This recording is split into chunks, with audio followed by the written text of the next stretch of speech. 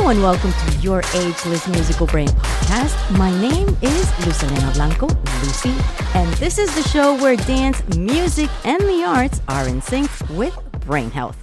My very special guest today is a nationally certified music teacher since 1991. She is the Arts Advocacy Chair of the Minnesota Music Teachers Association and a member of the Music Teachers National Association and the host of the podcast Enhance Life with Music.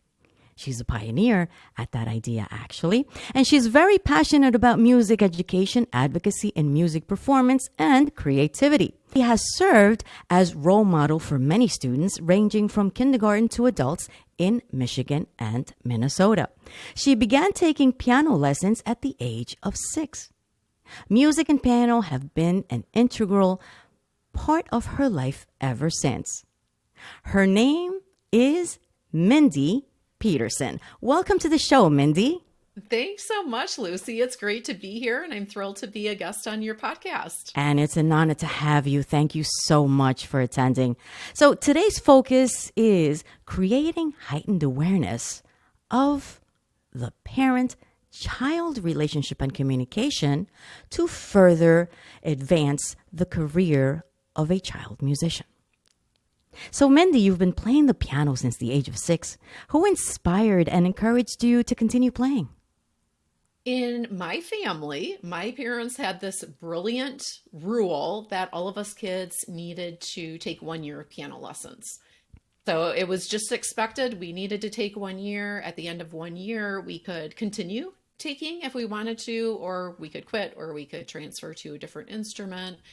And I have been meaning to ask my parents why they had that rule, because at the time you just don't think anything of it as a kid. It's just, I was 6 years old and was told I was going to take a year of piano lessons, and you just do it. And so I still need to ask them how they came up with that, because neither one of them came from musical families. But that was the rule. That's what we did. I started at the age of 6 at the same time as my older brother.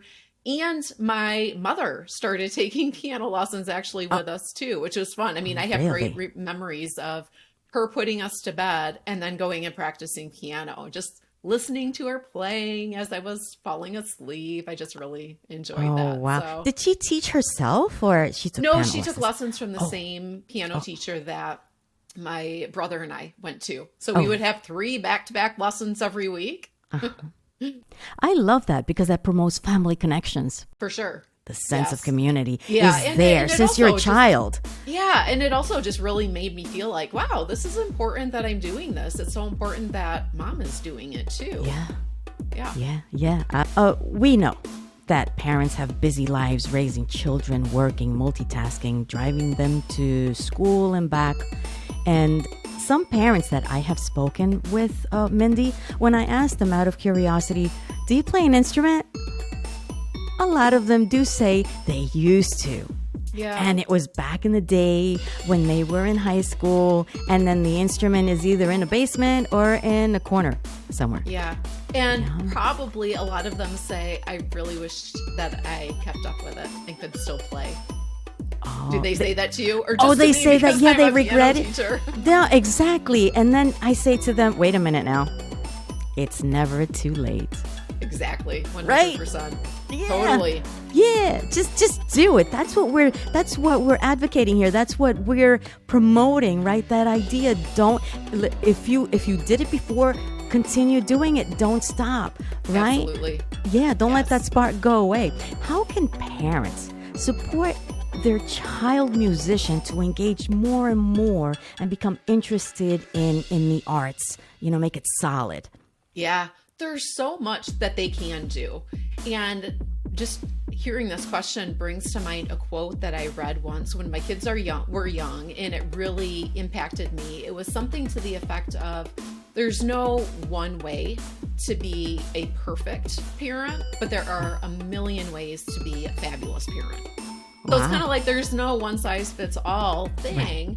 So if you really don't enjoy one of the examples that I list, there's a million more to choose from, ways that you can help support your child in engaging in the arts and just support them in their music lessons. I do really think that what we do, our actions do speak so much louder than our words. So parents, like for example, my mom, taking piano lessons herself. I mean, I'm sure I didn't think anything of it really at the time, other than liking the fact that she was taking lessons and I got to listen to her practice, and she was doing it along with me and my brother. But looking back, I'm sure that had a huge impact on me in terms of the value that she obviously placed on learning to play a musical instrument, because she was doing it herself. So I would say that just paying attention as parents to what you're communicating through your actions is really important. If you do play an instrument and you continue to play, that is going to really impact your kids. I had a family who I taught their 3 girls piano lessons at one point. Their dad had taken lessons, or maybe he was self-taught, I'm honestly not sure, when he was younger. And his day job, his vocation was not music related, but every night his way of unwinding at the end of the night was to go play the piano. And he'd just play whatever and enjoy playing the piano. And that made a huge impression on his daughters. I would ask all of my students at various times in the semester, okay, what are your goals for this semester? And we would sit down and make goals together, short-term and long-term goals. And those kids of his would consistently say that a long-term goal of theirs for their music lessons was just to have the gift of music, to enjoy the way their dad did. So, I mean, that made a huge impression on them. Another way that my parents showed by example the value that they placed on my music lessons, and I'm sure impacted me subconsciously, is my dad would regularly just ask me to play with him. I would say it was probably most often on a Sunday afternoon when he wasn't at work, we were all home, and he would just come in and say, will you just play the piano for me? And he'd lay on the couch and just listen. And I could tell he just loved it. And like I said, neither of my parents came from a musical background, but that was definitely a way that my dad really showed his support and encouraged me to remain engaged in music lessons. He also would take me occasionally to a performance, some kind of a concert. And that wasn't something our family did regularly, but it was a way that he entered into what my music lessons were and just showed support and enthusiasm for what I was doing. So those things were really, I'm sure, impactful on me.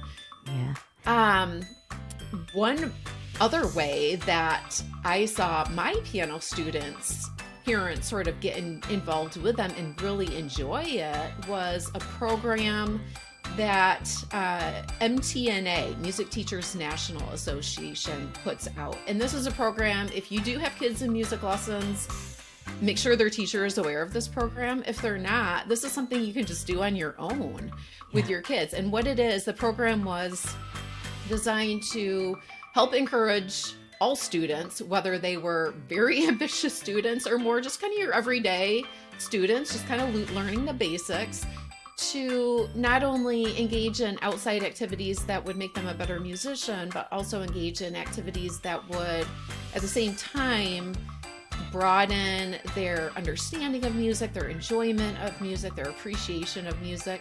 So we're talking about activities like reading a book about music or about a musician's life. It could be watching a movie about music, whether it's a documentary or just a musical. I mean, Mary Poppins, you know, something as simple as that.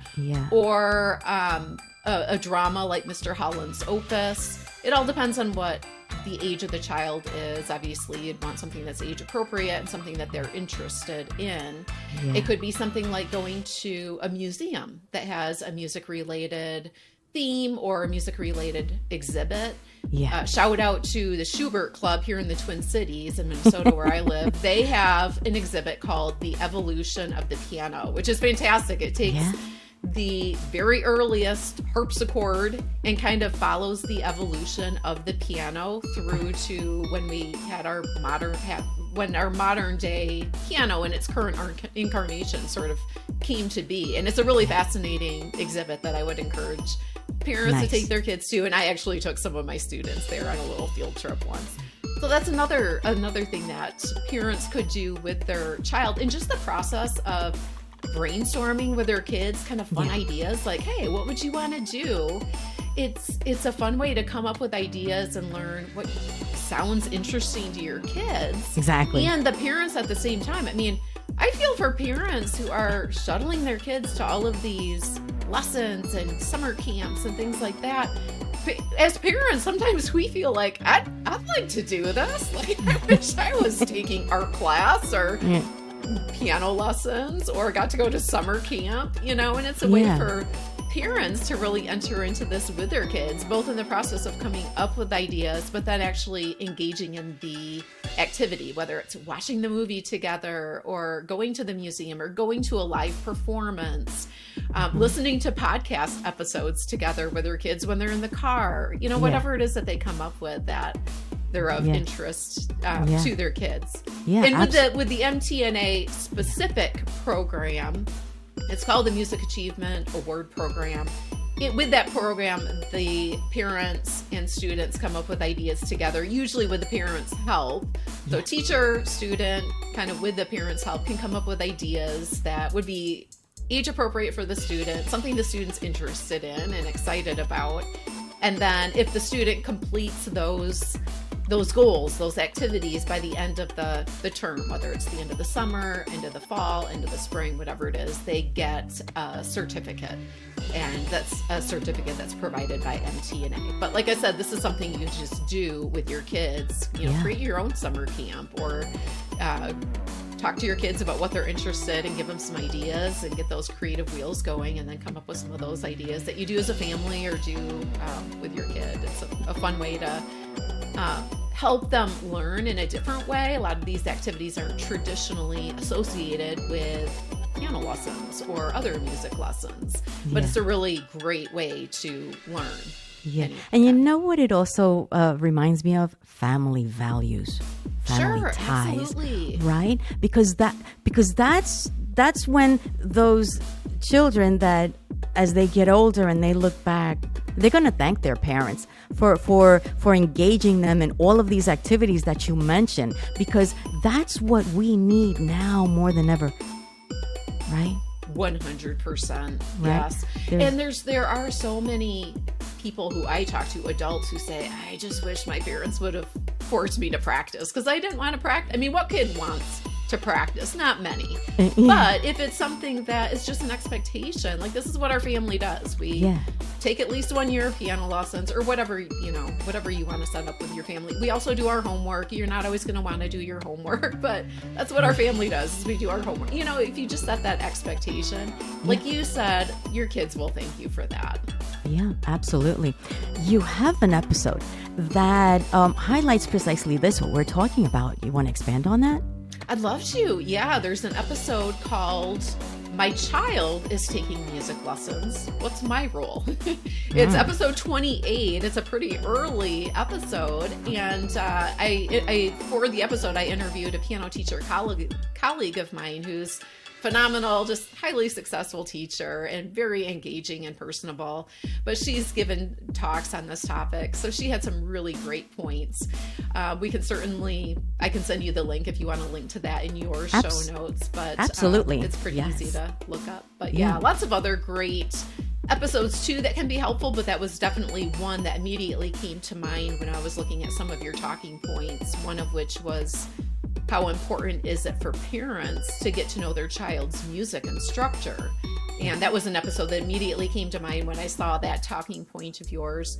And other than that, I'll just say one thing that's really important is to keep the lines of communication open with your child's music teacher. If something isn't working, let them know.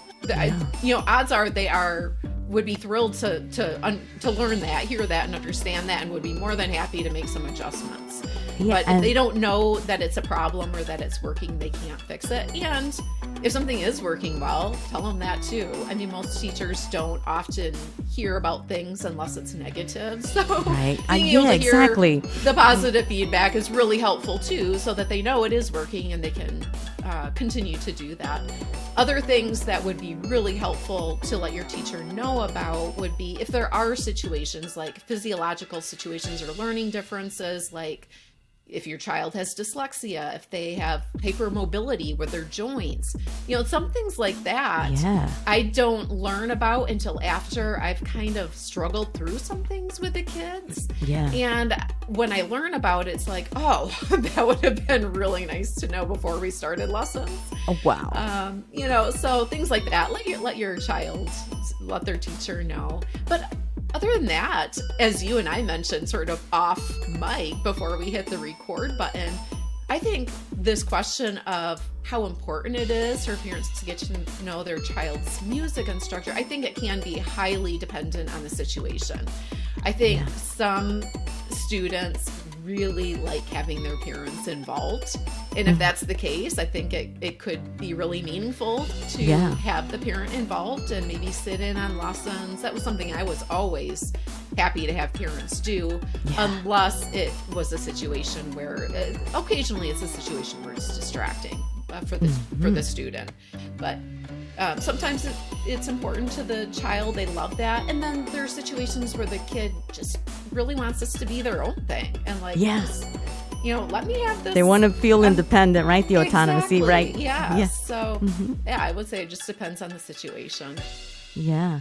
And what about transformational stories? Because I know you have them, right? Of students that were in the beginning kind of comfortable in their zone, and they knew that they had to get out of that comfort zone.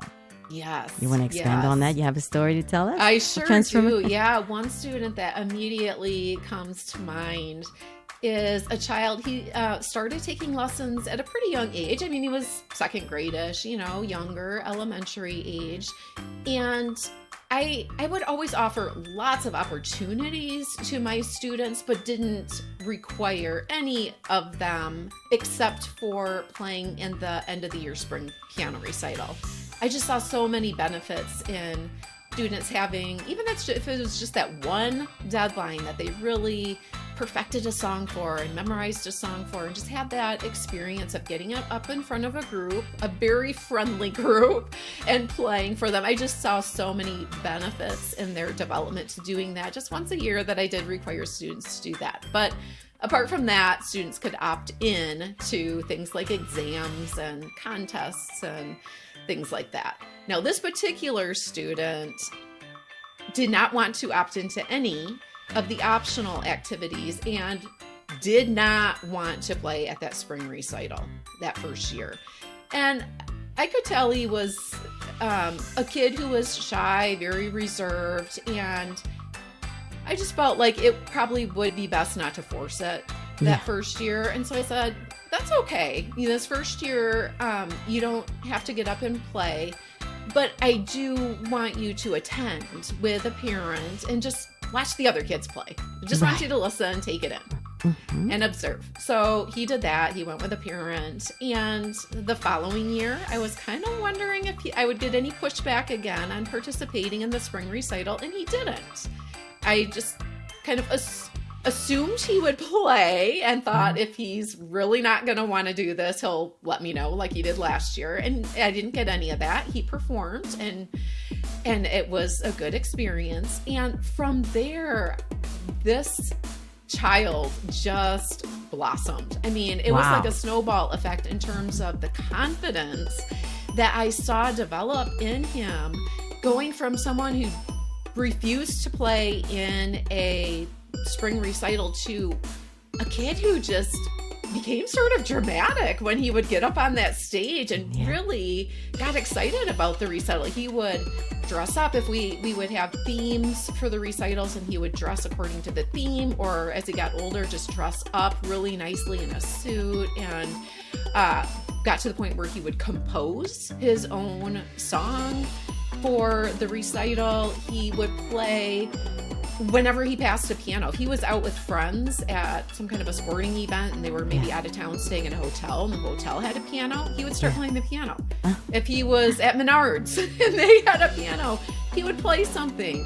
If he was at his grandparents' house, if he, he would just got to the point where he enjoyed the process of sharing that gift of music with other people. So, and beyond music, he also really blossomed in terms of putting himself out there and getting out of his comfort zone in other ways. He started a fundraiser, an annual fundraiser. Oh, wow. Really? And how old is he now?